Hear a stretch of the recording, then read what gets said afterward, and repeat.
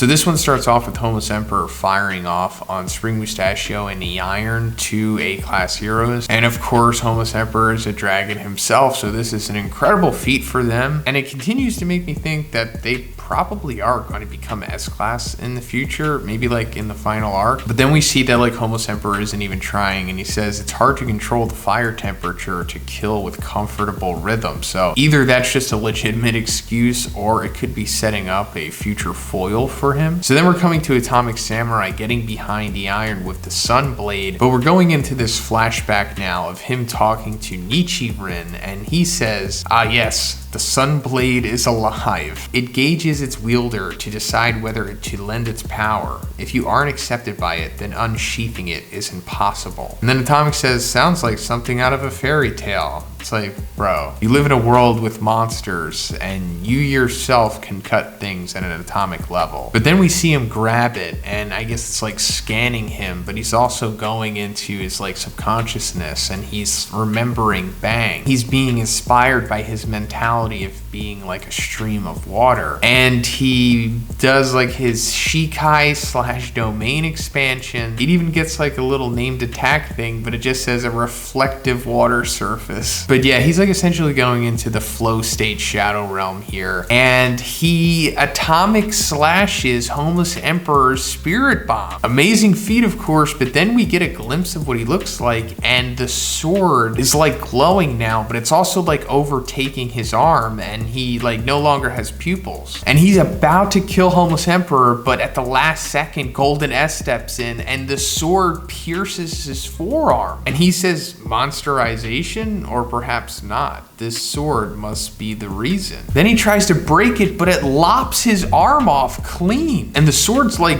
wiggly now. And then Golden S says, my right arm of 12 trillion. So that's the number reveal. When Golden S was originally formed, we didn't know how many Black S it took to make that merger. And that was kind of a big element of Golden S in the webcomic, because that's how we were able to gauge his grandness. And we did get a number reveal on the remaining Black S, I think in the previous chapter or the one before that. And it insinuated that the number was around the same, but it turns out that the Golden S in the manga has a higher number than the webcomic version. But then Atomic like sheaths the sword, and we see it like implode inside of it, I guess from the power or whatever. And then Atomic like snaps out of the fugue state he was in, and he's like exhausted. And he says, I got assimilated with the blade. It completely took over my spirit. And Homeless Emperor says, so that power has its limits after all. So let's try to break this down. And this is kind of difficult to make sense of, because first of all, it's not fully explained. And also, I think this is the first instance of us seeing something like this, right? Like a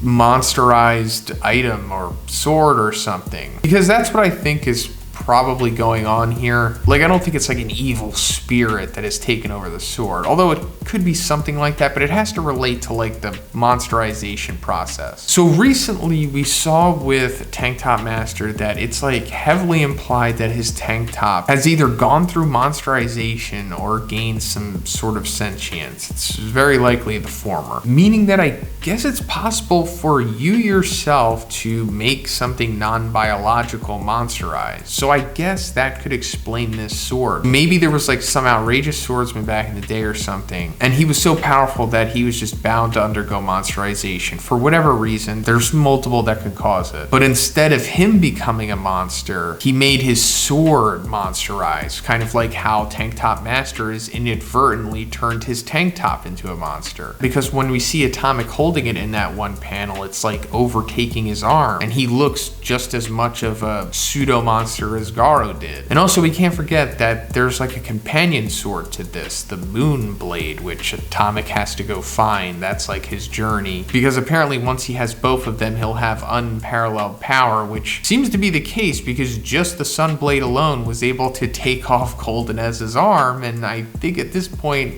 a lot of us consider him to be above dragon or very close to it. So this sword is incredibly powerful, and I don't think that Atomic could have did that without the sword's assistance. And going back to the Moonblade thing, this reminds me a lot of one of the main storylines of Demon Slayer. I'm not going to spoil anything, but I'm thinking that like the Sunblade that we see here might be the evil version and the Moonblade might be the good version, although it's kind of the opposite in Demon Slayer. So once he has both of them, then he'll have balance, and then he's just like above dragon himself, or maybe even god level at that point, because I guess he's going to get the Moonblade in the final arc maybe. But regardless, I'm glad that they're doing this with Atomic, because he was kind of aimless before this, at least in the manga. So I'm glad that they gave him this interesting storyline that gives him some, you know, serious substance and is giving me a good reason to be excited for his future, which seems to be bright. But before the exhausted Atomic and the Iron can be finished off by the Cadres, King comes in at the last second, and they all turn around and like, this sound is... Then Black S is like, I heard that he destroyed Elder Centipede with a single attack, and depending on how you want to view things, maybe technically he did. But then we see Metal Bat. Metal Bat's finally at ground zero. I mean, he was here for a little bit now, like 2 or 3 chapters back, I think we saw him destroy a couple Black S. But now he's like finally here with everyone else, and it really makes me think, like, who is he gonna fight? I mean, I guess he could just fight Black S clones, but he has to have something more significant than that, because it's a big deal that he's here. He wasn't here originally in the webcomic, and one did say that quote in that interview, or whatever he said it, and I'm paraphrasing, but it was like, if Metal Bat was a part of the war, things would have been different. So I think he's going to show us why things would have been different. Even though things have already been drastically different without him, I guess they'll be even more so. But who is he going to fight? I don't think Golden S, because unless he just gets some random power creep, it doesn't seem like he'd be able to compete with him. So maybe Vomited Fear Ugly, is he still alive? I don't think he was killed by that punch from Golden S,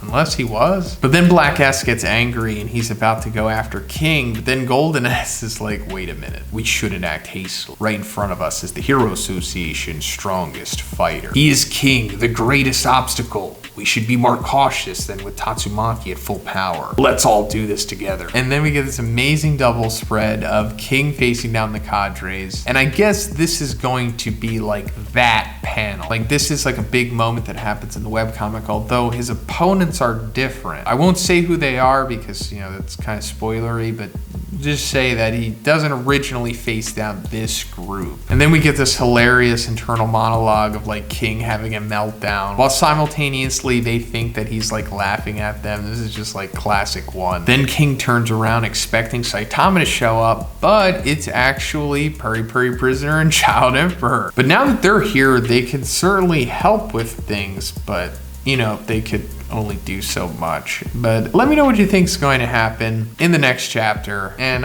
if you liked the video, guys, please give it a like and please subscribe if you haven't already. Have a great day. See you in the next one.